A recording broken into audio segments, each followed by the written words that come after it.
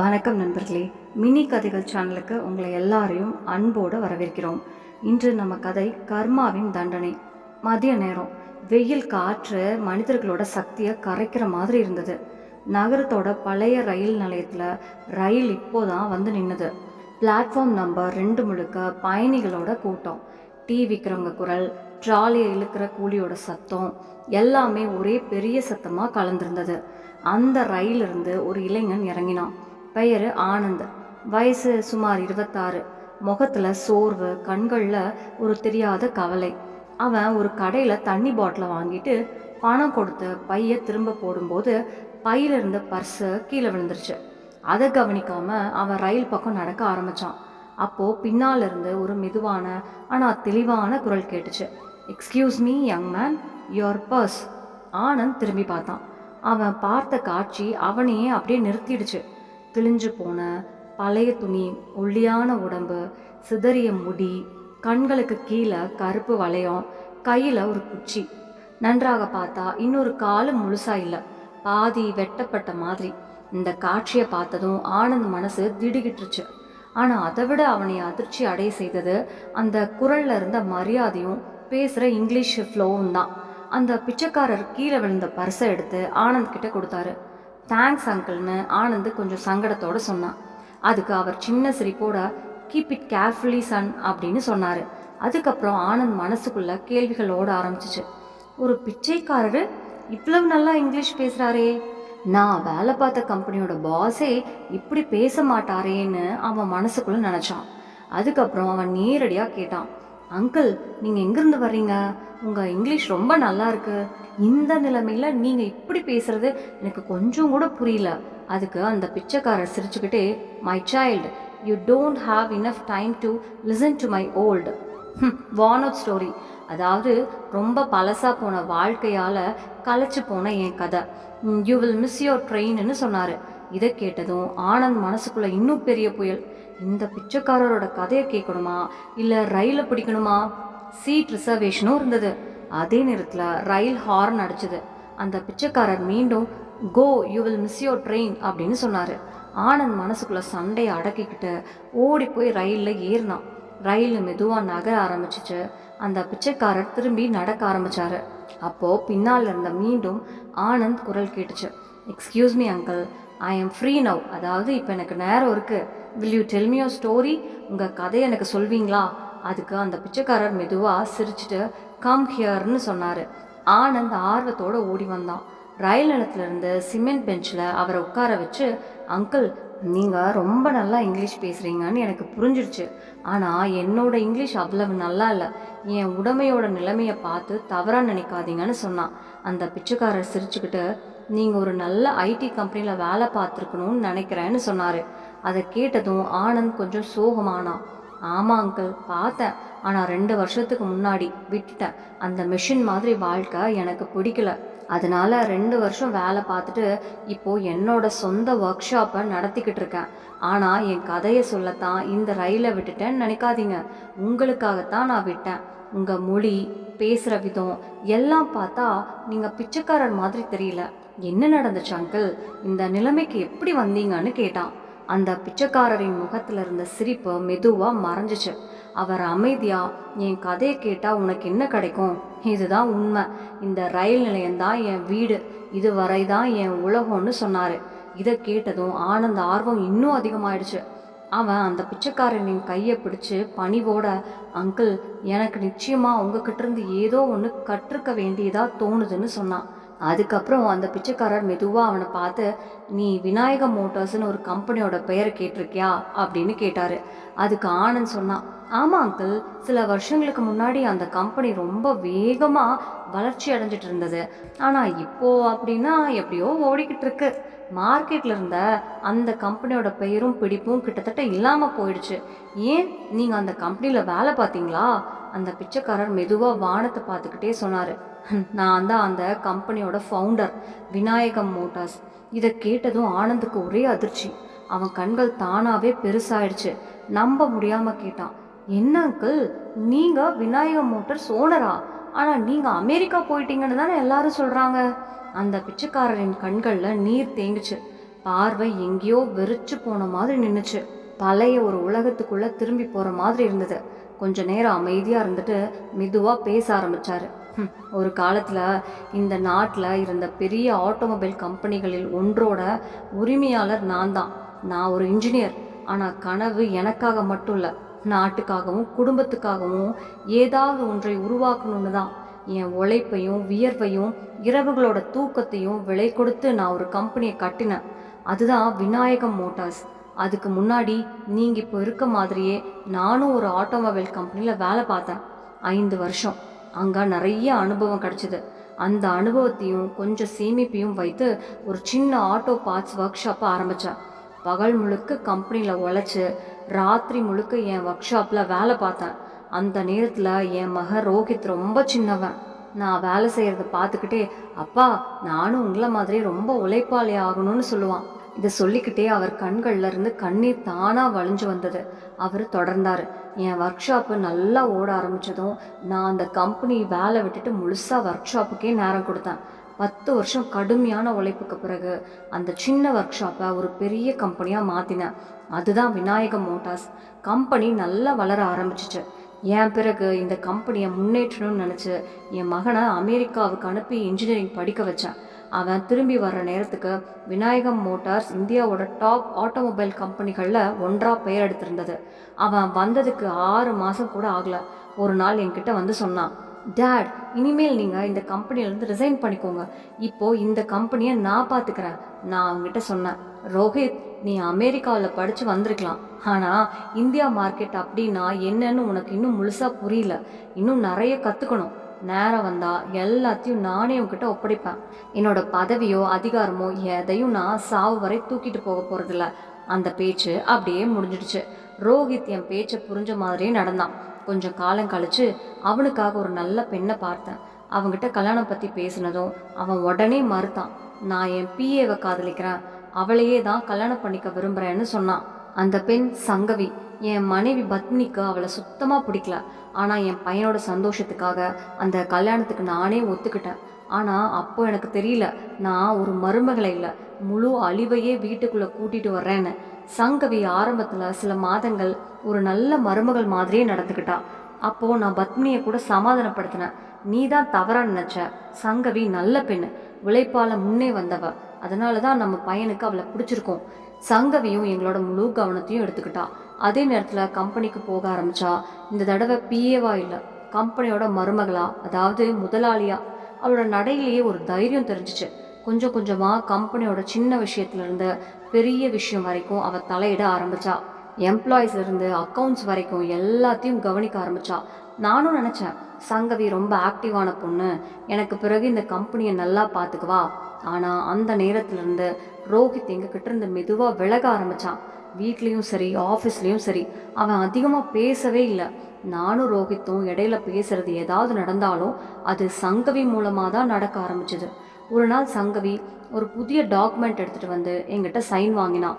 இது ஒரு சாதாரண ஷேர் டிரான்ஸ்ஃபர் பேப்பர் தான். இதில் கம்பெனியில் அவளோட பேர் சேர்க்க போகிறாங்க. ஏன்னா சங்கவி இன்னும் அஃபீஷியலாக கம்பெனியோட பாகமாக இல்லைன்னு அவள் சொன்னான். அதுக்கப்புறம் அவள் ரொம்ப அன்போட, அங்கிள், இது சும்மா ஃபார்மாலிட்டி தான், ரோஹித் அஃபீஷியலாக டைரக்டர் ஆகணும், அதோடு சேர்ந்து கம்பெனியில் எனக்கும் கொஞ்சம் ரைட்ஸ் இருக்கணும்னு விளக்கினான். நானும் கண்ணாடி போட்டு கொஞ்சம் படித்தேன். எல்லாம் சரிதான் போலன்னு தோணுச்சு. நம்பிக்கையோட சைன் பண்ணிட்டேன். ஆனால் சில வாரங்களுக்கு பிறகு தான் உண்மை புரிஞ்சுது. கம்பெனியோட முழு ஓனர்ஷிப் ரோஹித்துக்கும் சங்கவிக்கும் பெயரில் டிரான்ஸ்ஃபர் ஆகிடுச்சு. நான் இப்போ வெறும் பெயருக்கு மட்டும் ஃபவுண்டர், ஓனர் இல்லை. இதை சொல்லிக்கிட்டே அவர் நின்னார். ஒரு ஆழ்ந்த மூச்சு விட்டார். அப்புறம் மெதுவாக சொன்னார், அந்த நாளுக்கு பிறகு எல்லாமே மாறிடுச்சு. முன்னாடி கம்பெனியில் என் வார்த்தைக்கு மதிப்பு இருந்தது. இப்போது அங்கே சங்கவியோட குரல் தான் ஒலிக்குது. வீட்டில் முன்னாடி பத்மினி சொன்னது தான் சட்டம், இப்போது சங்கவி சொல்கிறது தான் நடக்குது. என் மனைவியோட உலகமே சமையலறை தான். எங்களுக்காக தினமும் கையால் சாப்பாடு செஞ்சு கொடுப்பவ, ஆனால் அவளை அங்கிருந்து கூட ஒதுக்கி வச்சுட்டாங்க. நம்மளோட மதிப்பு எவ்வளவுன்னு காட்டுற மாதிரி இருந்தது. நாங்கள் என்ன சாப்பிடணும், சாப்பிடக்கூடாதா, சாப்பிடவே வேண்டாமா, இதெல்லாமே அவள் தான் முடிவு பண்ண ஆரம்பித்தா. ரோஹித்தோ ஒவ்வொரு விஷயத்துலையும் சங்கவி சொல்கிறதுக்கு ஆமாம் போட ஆரம்பித்தான். கம்பெனியில் என் நிலைமை சுழியமாக மாறுச்சு. வீட்லேயும் நாங்கள் 2 பேரும் பழைய ஃபர்னிச்சர் மாதிரி ஒரு மூலையில் போட்டு வச்ச மாதிரி ஆயிட்டோம். சங்கவி எங்களுக்கு மரியாதை கொடுத்த பழைய வேலைக்காரங்களெல்லாம் எல்லாத்தையும் வேலை விட்டுட்டு அவளுக்கு பிடிச்ச மாதிரி புதிய வேலைக்காரங்களை கொண்டு வந்தா. அவங்க எங்களை தேவையில்லாத பொருள் மாதிரி தான் பார்த்தாங்க. நான் என் கையால் கட்டின பேரரசில் ஒரு அந்நியன் ஆயிட்டேன். ஒரு நாள் சங்கவியும் ரோஹித்தும் என்கிட்ட வந்தாங்க. சங்கவியோட முகத்தில் ஒரு விசித்திரமான சிரிப்பு. அவ சொன்னான், அங்கிள் ஆன்ட்டி நீங்கள் ரொம்ப காலம் வேலை செஞ்சிட்டீங்க, இப்போது கொஞ்சம் ரெஸ்ட் எடுத்துக்கோங்க. நான் ரோஹித்தை பார்த்து கேட்டேன், இப்போ உங்களுக்கு இன்னும் என்ன வேணும்? எங்களோட எல்லாத்தையும் எடுத்துக்கிட்டீங்க, இன்னும் என்ன பாக்கி இருக்கு? ரோஹித் ஏதோ சொல்ல வர்றதுக்குள்ள சங்கவி இடம் மறிச்சு பேசினான். அங்கிள், நீங்கள் ஏன் அப்படி நினைக்கிறீங்க? அப்பா அம்மாவோட சொத்துல மகனுக்கும் மருமகளுக்கும் தானே உரிமை. நாங்கள் உங்கள் பாரம்பரியத்தை தான் முன்னே கொண்டு போகிறோம். அதை கேட்டதும் எனக்கு கோபம் வந்துச்சு. நான் சங்கவியை நேருக்கு நேர் பார்த்து சொன்னேன், சங்கவி, முதல் விஷயம், நான் என் பையன்கிட்ட பேசிகிட்டு இருக்கேன், உங்ககிட்ட இல்லை. ரெண்டாவது விஷயம், அப்பா அம்மா சொத்துல மகனுக்கு உரிமை இருக்கிறது அவங்க விருப்பத்தால், ஏமாற்றத்தால் இல்லை. அதுக்கு பதிலாக பாசமும் மரியாதையும் கிடைக்கணும். நீங்கள் எங்களுக்கு என்ன கொடுத்தீங்க? ஏமாற்றம், அவமானம், தனிமை. சங்கவி எதுவும் பேச முடியாமல் முகம் சுழிச்சு நின்னான். ஆனால் ரோஹித் உடனே சொன்னான், அப்பா, நீங்கள் இருவரும் எப்போதும் இப்படித்தான். உங்கள் நன்மைக்காக ஏதாவது பண்ணினாலும் அதில் கூட உங்களுக்கு ஒரு குறை தான் தெரியும். அதுக்கப்புறம் ரோஹித்தும் சொன்னான், இப்போது நாங்கள் இருவரும் இங்கே வந்தது இதை சொல்லத்தான். நீங்கள் 2 பேரும் ரொம்ப வேலை செஞ்சிட்டீங்க. இனிமேல் தீர்த்த யாத்திரை போகலாம். உங்களுக்காக ராமேஸ்வரம் டிக்கெட் எடுத்துட்டோம். நாளைக்கு உங்களை அங்கே விட்டுட்டு வரோம். என் மனைவி பத்மினி தலையை குனிஞ்சு மெதுவாக சொன்னான், இதுலேயும் ஏதோ ஒரு சுயநலந்தான் இருக்கும். ரோஹித்து, இத்தனை வருஷத்தில் நீ எங்களை இப்படி பார்த்ததே இல்லை. ரோஹித் முணுமுணுத்துக்கிட்டே வெளியே போனான். உங்களுக்காக எதுவும் செஞ்சாலும் எல்லாம் வீண். துணி, தேவையான பொருட்கள் எல்லாம் தயாராக வச்சுக்கோங்க. நாளைக்கு நாங்கள் 2 பேரும் உங்களை அழைச்சிக்கிட்டு போகிறோம்.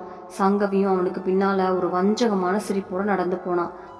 அவளோட செருப்போட டக்கு டக்குன்னு சத்தம் என் நெஞ்சை கிழிச்சு போடுற மாதிரி இருந்தது. அந்த பயணத்துக்கு எங்களோட விருப்பம் யாரும் கேட்கல, கேள்வியே இல்லை, உத்தரவு தான். அந்த ராத்திரி எங்கள் வாழ்க்கையிலேயே மறக்க முடியாத மிக நீளமான ராத்திரி. அடுத்த நாள் ரோஹித்தும் சங்கவியும் எங்களை ரயிலோட 3rd ஏசி பெட்டிக்கு அழைச்சிட்டு போனாங்க. எங்களை தவிர இன்னும் நிறைய பேர் அங்கே இருந்தாங்க. ஒவ்வொருத்தரோட கண்களையும் ஏதாவது ஒரு சந்தோஷம், ஆனால் எங்களோட கண்களில் மட்டும் வெறுமை. ஆனால் அந்த ரயில் பெட்டியில் இருந்த எல்லோரோட கண்களில் ஏதாவது ஒரு சந்தோஷம் தெரிஞ்சது. நாங்கள் 2 பேரோட கண்கள் மட்டும்தான் ஆழமான ஒரு சோகம் நிழலாக படர்ந்திருந்தது. ரயில் மெதுவாக நகர ஆரம்பிச்சது. நேரமே கையிலிருந்து வழுக்கி போகிற மாதிரி ஒரு உணர்வு. பல மணி நேர பயணத்துக்கு பிறகு ஒரு ஸ்டேஷன் வந்தது. அங்கே ரோஹித்தும் சங்கவியும் சொன்னாங்க, இங்கிருந்து வேறொரு ரயிலுக்கு மாறணும். நாங்கள் 2 பேரும் கீழே இறங்கினோம். ரோஹித் சொன்னான், நீங்கள் உங்கள் சாமான்களை இங்கேயே வைங்க, நான் எடுத்துகிட்டு வரேன். சங்கவி எங்களை அந்த ஸ்டேஷனில் இருந்த இரும்பு நாற்காலியில் உட்கார வச்சுட்டு அடுத்த பயணத்துக்கான டிக்கெட்டு வாங்கிட்டு வரேன்னு சொல்லிட்டு போனான். நாங்கள் அதே இடத்துல உட்காந்து ரோஹித்தையும் சங்கவியும் எதிர்பார்த்துக்கிட்டு இருந்தோம். நிறைய நேரம் ஆயிடுச்சு, ஆனால் அவங்க வரவே இல்லை. அப்போது ரயில் ஹாரன் அடிக்க ஆரம்பிச்சுது. இன்னும் கொஞ்சம் நேரத்தில் ரயில் கிளம்ப போகிற நிலை. அப்போ தான் பத்மினி கவனிச்சா, ரோஹித்தும் சங்கவியும் மெதுவாக நகர்ற அந்த ரயிலில் ஏறிக்கிட்டு இருந்தாங்க. பத்மினி அவங்க இருவரோட பேரையும் கூப்பிட்டுக்கிட்டே ரயிலுக்கு பின்னாடி ஓட ஆரம்பிச்சா. ரயில் கொஞ்சம் வேகம் எடுத்தது. நான் பத்மினியை நிறுத்த ஓடினேன். ஆனால் அந்த நேரத்தில் அவளோட கால் திடீர்னு சறுக்கி அவள் ரயிலையும் பிளாட்ஃபாரத்துலேயும் நடுவில் சிக்கிக்கிட்டா. அவளை காப்பாற்ற முயற்சி பண்ணும்போது என் ஒரு காலும் அங்கேயே சிக்கி வெட்டப்பட்டுடுச்சு. ரயில் கிளம்பி போயிடுச்சு. பத்மினி என் கண்ணு முன்னாடியே துடி துடிச்சு உயிரை விட்டா. இதை சொல்லிக்கிட்டே அவர் கட்டுப்பாடு இழந்து அழ ஆரம்பித்தார். ஆனந்த் அவங்க கையை பிடிச்சி சமாதானப்படுத்தினான். அப்புறம் அவர் மெதுவாக தொடர்ந்தார், நான் எப்போ மயக்கம் அடைஞ்சேன்னு கூட எனக்கு தெரியல. கண் விழிச்சப்போ ஒரு அரசு ஆஸ்பத்திரியில் இருந்தேன். ஒரு கால் முழுசாக இல்லை. பத்மினி என்னை விட்டு போயிட்டா. என் கையில் எதுவும் இல்லை. இந்த பாதி உடம்பும் சோகத்தோட சுமையும் தான் மிச்சம். அந்த நாள் இருந்த இந்த ரயில் நிலையம்தான் என் வீடு. இந்த குச்சி தான் என் துணை. இன்னும் உயிரோடு இருக்கேன், சுவாசம் ஓடுது. ஒரு நாள் கடவுள் நியாயம் செய்வார்னு நம்பிக்கையோட இவ்வளவு சொல்லி முடிச்சதும் அவர் தலையை குனிஞ்சுக்கிட்டாரு. கண்ணீர் இடைவிடாமல் ஓடிக்கிட்டே இருந்தது. ஆனந்த் சொன்னான், அங்கிள், உங்கள் மாதிரி மன உறுதி உள்ள மனிதனை நான் இதுவரை பார்த்ததும் இல்லை, கேட்டதும் இல்லை. கடவுள் உங்களுக்கு இத்தனை கஷ்டம் கொடுத்தாலும் இன்னும் அவர் மேலே நம்பிக்கை வச்சுருக்கீங்க. அவர் எதுவும் சொல்லலை, தலையை குனிஞ்சுக்கிட்டே அழுதாரு. அந்த நேரத்தில் ஆனந்த் திடீர்னு எழுந்தான். அவரோட கையை பிடிச்சி சொன்னான், அங்கிள், நீங்கள் ஏன் கூட வாங்க, ஏன் ஊருக்கு, ஏன் ஒர்க் ஷாப்புக்கு. உங்கள் அனுபவத்தை எனக்கு சொல்லிக் கொடுங்க. நீங்கள் இன்றைக்கி அதே திறமை அதே தைரியம் உள்ளவர் தான். ஆரம்ப காலத்தில் இருந்த மாதிரியே அங்கிள் எனக்கு நீங்கள் தேவை, என் கூட வாங்க. நான் உங்கள் காலில் விழுந்து கேட்குறேன். அவர் சின்ன சிரிப்போடு சொன்னார், தம்பி, இந்த நடக்க முடியாத நிலையில் இருக்கும் ஊனமடைந்த முதியவனால் உனக்கு என்ன பயன்? நீ உன் கூட ஒரு சுமையத்தான் கூட்டிக்கிட்டு போவ. ஆனந்த் உடனே சொன்னான், அதுதான் பார்த்துக்கிறேன் அங்கிள். எந்த நேரத்துலையாவது என் மனசில் அந்த எண்ணம் வந்தால் அன்னைக்கே நானே உங்களை இந்த ஸ்டேஷனில் விட்டுடுவேன். ஆனால் ஒரு முறை என்னை நம்புங்க. அவர் கொஞ்ச நேரம் மௌனமாக இருந்தார், யோசிச்சார். அப்புறம் தலையசைத்து சம்மதிச்சார். ஆனந்த் அவரை பெங்களூருக்கு அழைச்சிட்டு போனான். அங்கே அவன் தன் ஒர்க் ஷாப்பை காட்டினான். சின்ன ஒர்க் ஷாப்பு. சில மெக்கானிக்குகள் வேலை பார்த்துக்கிட்டு இருந்தாங்க. விதவிதமான வாகன பாகங்கள் தயாராக ஆக்கிக்கிட்டு இருந்தது. அது ஒர்க் ஷாப் மாதிரி இல்லை, ஒரு குப்பை கிடங்கு மாதிரி தான் தெரிஞ்சது. அதை பார்த்து அவர் சிரிச்சார். டே ஆனந்த், இந்த மாதிரி ஒர்க் ஷாப்பை வச்சுட்டு நீ எப்படிடா நடத்த போகிற? ஆனந்த் சிரிச்சுக்கிட்டே சொன்னான், அங்கிள், எனக்கு பெரிய அனுபவம் எதுவும் இல்லை. அதனால தான் அந்த கம்பெனி வேலை விட்டுட்டு பாதியிலேயே ஒர்க் ஷாப் ஆரம்பித்தேன். இப்போது நீங்கள் தான் என் தலையில் கை வைக்கணும். நீங்கள் சொல்கிற மாதிரி எல்லாம் பண்ணுறேன். இன்னையிலேருந்து என் மூளை உங்களோடது, இன்னையிலேருந்து என் மூளை உங்களோடது, என் கை கால் உங்களோடது. அதுக்கப்புறம் அவர் ஆனந்துக்கு வழிகாட்ட ஆரம்பித்தார். நிறையா விதவிதமான ஆட்டோ பாகங்கள் செய்கிறதுக்கு பதிலாக குறைவான பாகங்கள் செய்யுங்க. ஆனால் தரத்தில் காம்ப்ரமைஸ் வேண்டாம். மார்க்கெட்டிங் பின்னாடி ஓடாத. உங்கள் ப்ராடக்டோட குவாலிட்டியை கவனிங்க. உங்கள் பொருள் A1 குவாலிட்டியாக இருந்தால் கஸ்டமர் தானாக உங்கள் பின்னாடி ஓடி வருவாங்க. அப்போது நீங்களே ஒரு பிராண்டாக மாறுவீங்க. ஆனந்த் ஒவ்வொரு வார்த்தையும் கவனமாக கேட்டான். அவர் சொன்ன மாதிரியே நடந்தான். சில நாட்களிலேயே அவரோட அனுபவமும் ஆனந்தோட உழைப்பும் சேர்ந்த அந்த ஒர்க் ஷாப்போட தோற்றமே மாறி போச்சு. இப்போது அங்கே மக்களுக்கு ரொம்ப தேவையான ஆட்டோ பாகங்கள் மட்டும்தான் தயாரானது. அவரோட வழிகாட்டுதலில் ஆனந்த் ஒரு முக்கியமான வாகன பாகத்தை உருவாக்கினான். அந்த பாகம் வாகனத்தில் பொருத்தினா எவ்வளவு அசுத்தமான எரிபொருள் இருந்தாலும் இன்ஜின் பாதிக்கப்படாத மாதிரி பாதுகாப்பு கொடுத்தது. இந்த ப்ராடக்ட் மார்க்கெட்டுக்கு வந்ததும் ஒரே பரபரப்பு. எல்லாரும் தங்களோட வாகனத்தில் இந்த பாகத்தை பொருத்தணும்னு ஆசை. ஆரம்பத்தில் ஆனந்த் இந்த பாகத்தை 2 சக்கர வாகனங்களுக்கு மட்டும் தயாரித்தான். டெஸ்டிங்காக கொடுத்து பார்த்தான். ரிசல்ட்டு ரொம்ப நல்லா இருந்ததுக்கப்புறம் தான் அதை அதிகாரப்பூர்வமாக மார்க்கெட்டுக்கு கொண்டு வந்தான். 2 சக்கர வாகனங்களில் இந்த பாகம் பெரிய வெற்றி அடைஞ்சதும், விநாயகம் அங்கிள் சொன்ன சைகை கிடைத்ததும், ஆனந்த் தன்னோட சக ஊழியர்களோட சேர்ந்து 4 சக்கர வாகனங்களுக்கும் பெரிய வாகனங்களுக்கும் இந்த பாகத்தை தயாரிக்க ஆரம்பித்தான். விநாயகம் அங்கிள் கவனிச்சாரு. ஆனந்த் தன்னோட கூட வேலை செய்கிறவர்களோட சரியான ஒத்துழைப்பு இல்லாமல் நடக்கிறத கவனிச்சாரு. ஒர்க் ஷாப்போட ஓனர் என்ற காரணத்தால் தன்னோட கருத்தை தான் எல்லாருக்கும் மேலே வைக்க முயற்சி பண்ணுறான். ஒரு நாள் மாலை எல்லாரும் கிளம்பி போனதுக்கப்புறம் விநாயகம் அங்கிள் ஆனந்த் கிட்ட அமைதியாக பேசினார். ஆழ்ந்த மூச்சு விட்டுட்டு சொன்னார், ஆனந்த், நீ ரொம்ப உழைப்பாளி. கற்றுக்கணும்னு உள்ள ஆசையும் உனக்கு பலமாக இருக்குது. இதை கேட்டதும் ஆனந்தோட முகத்தில் சின்ன சிரிப்பு. விநாயகம் அங்கிள் தொடர்ந்தார். ஆனா என்று சொல்லிட்டு கொஞ்ச நேரம் நின்னார். ஆனந்த் பதட்டத்தோட கேட்டான், ஆனா என்ன அங்கிள்? விநாயகம் அங்கிள் நேராக அவன் கண்களில் பார்த்து சொன்னார், ஒரு மனிதன் வெற்றியாளன் ஆகணும்னா உழைப்பு மட்டும் போதாது. உனக்கு கீழே வேலை செய்கிறவங்க உன்னை விட கம்மி தெரிஞ்சவங்கன்னு நினைக்காத. இந்தியாவில் 4 வருஷம் இன்ஜினியரிங் படித்தவங்க செய்ய முடியாத வேலை ஒரு மெக்கானிக் 2 நிமிஷத்தில் செஞ்சு முடிச்சிடுவான். இதுக்கு அர்த்தம் யாரிடமிருந்தும் கற்றுக்கலாம், யாரையும் சிறியவனாக நினைக்காத. உன்னோட கூட வேலை செய்கிறவங்கள உன் குடும்பமாக நினச்சிக்கோ. உன் குடும்பத்துக்கு பார்த்துக்கிற மாதிரியே அவங்களையும் பார்த்துக்கோ. அவங்களோட பேச்சையும் கேளு. சரின்னு தோணுச்சா அதை செய். ஒருவேளை அவங்கக்கிட்ட உன்னை விட அதிக அனுபவம் இருக்கலாம். நீ உன்னோட கூட வேலை செய்கிறவங்களோட சந்தோஷம் கஷ்டம் எல்லாத்துக்கும் துணையாக நிற்க ஆரம்பித்தா அவங்க எந்த சூழ்நிலையிலையும் உன்னை தனியாக விட்டுட மாட்டாங்க. இப்படித்தான் ஒரு கம்பெனியோட அடித்தளம் உருவாகுது. புரிஞ்சுதா ஆனந்த்? ஆனந்த் எல்லாத்தையும் புரிஞ்சுக்கிட்டான். அவன் தன்னோட நடத்தையே மாற்றினான். மெதுவாக ஒர்க் ஷாப்பில் வேலை செய்கிற எல்லாரும் அவனோட சொந்த குடும்பமாக மாற ஆரம்பித்தாங்க. எல்லாரும் சேர்ந்து பெரிய வாகனங்களுக்கான பாகங்களையும் தயாரிக்க ஆரம்பித்தாங்க. மார்க்கெட்டை விட கம்மி ரேட்டில், ஆனால் குவாலிட்டியில் எந்த சமரசமும் இல்லாமல். விநாயக அங்கிள் மூலப்பொருள் எங்கே கம்மி விலையில் கிடைக்கும், எப்படி வாங்கணும்னு எல்லாம் ஆனந்துக்கு முழுசாக கையடக்கமாக சொல்லி கொடுத்தாரு. மெதுவாக ஆனந்தோட ஒர்க் ஷாப்பு ஒரு சின்ன கம்பெனியாக மாற ஆரம்பிச்சது. இப்போது விதவிதமான ஆட்டோமொபைல் பாகங்களும் அங்கே தயாராக ஆரம்பிச்சுது. ப்ராடக்ட் தரம் நல்லா இருந்ததால் மார்க்கெட்டில் டிமாண்டு தானாகவே அதிகமாகிடுச்சு. சில வருஷங்கள்லேயே ஆனந்தோட கம்பெனி ஒரு பிரபலமான ஆட்டோமொபைல் கம்பெனியாக மாறிடுச்சு. 3 வருஷம் கழிச்சு ஆனந்துக்கு மிக வேகமாக வளர்ச்சி கண்ட இளம் தொழிலதிபர் என்ற விருது கிடைக்குது. ஆனந்த் அந்த விருதை நேராக விநாயகம் அங்கிள் காலடியில் வச்சு எல்லாருக்கும் இவர் தான் என்னோட குருன்னு சொன்னான்.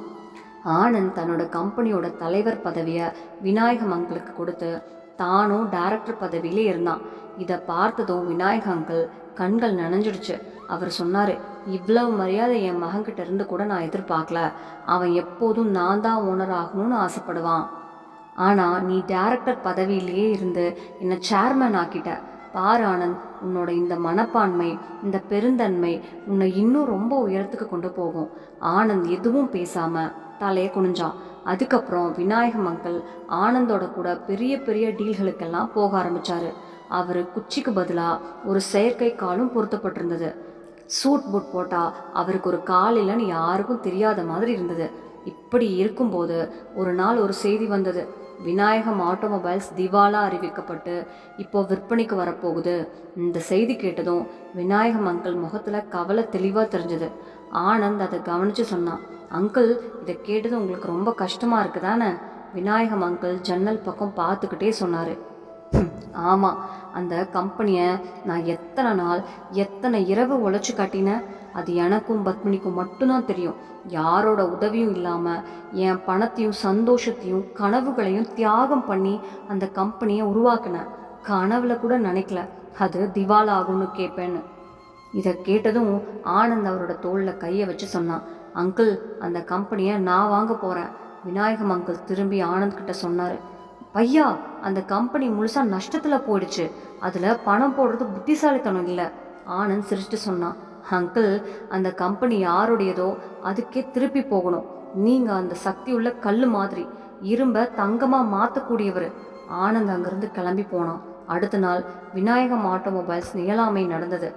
அந்த நியலாமைக்கு ஆனந்த் நேரில் போனான். எல்லாரையும் மிஞ்சுற அளவுக்கு அதிகமாக ஏலம் போட்டான். கடைசியில் அந்த கம்பெனியை முழுசாக அவனே வாங்கிக்கிட்டான். அந்த வாங்குதலுக்குள்ள கம்பெனியோட எல்லா ஷேர்ஸும், கம்பெனிக்குள்ளே வர்ற எல்லா லீகல் ப்ராப்பர்ட்டிஸும், பங்களா, இன்ஃப்ராஸ்ட்ரக்சர், எல்லா ப்ராசஸும் சேர்ந்தே இருந்தது. அதுக்கப்புறம் விநாயகம் அங்கிளோட மகன் ரோஹித் வாழ்க்கை தெருவுக்கு தள்ளப்பட்டது. நியலாமை முடிஞ்சதும் எல்லா டாக்குமெண்ட்ஸோட ஃபைல் ரோஹித் கிட்ட வந்தது. கடைசி கையெழுத்து போடுற நேரத்தில் அந்த கம்பெனியை வாங்கினது விநாயகம் அண்ட் கம்பெனிஸ்னு ஒரு நிறுவனம் என்பதை அவன் பார்த்தான். காகிதங்களை கவனமாக பார்த்த ரோஹித் அதில் சேர்மேன் பேர் விநாயகம்னு எழுதப்பட்டிருந்ததை பார்த்ததும் அவன் இதயம் ஒரே துடிப்பாக நின்றது. அவன் கையில் இருந்த ஃபைல் கீழே விழ போனது. அவன் காகிதங்களை புரட்ட ஆரம்பித்தான். அங்கிருந்த கையெழுத்து அவன் அப்பாவின் கையெழுத்து.